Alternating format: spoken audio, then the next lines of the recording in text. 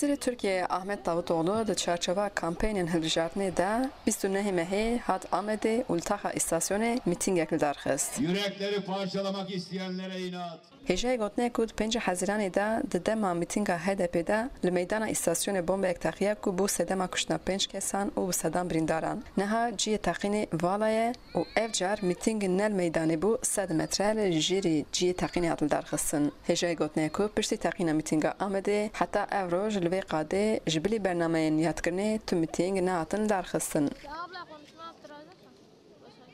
Ji bo hatina Davutoğlu di asta herî jor da tedbîrên ewlehiyê hatibûn girtin. Li ser banê platforma Davutoğlu snayper jî hatibûn cîkirin.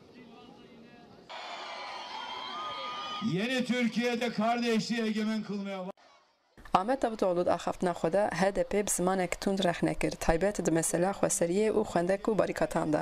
Davutoğlu da kir ku endamên yedegehê mizgeftek li navçeya Sûriyê dane ber guleyan. Her wiha behsa operasyonan li ser Daişê jî kir û got ew di dema amedekariya çalakiyên bombeyî de bûn. Davutoğlu got çi PKK çi Daîş firqa wan ji bo wan tuneye û bi zimanekî giran HDP rexne kir. Wî got HDP ji bo aştiyê dengê we xwest lê şer da dest pê kirin. Davutoğlu got HDP ji meha Hezîranê vir ve banga serhildanê dike û bi hêzên derve re di nav hevkariyê de da ku Tirkiyeyê perçe bike.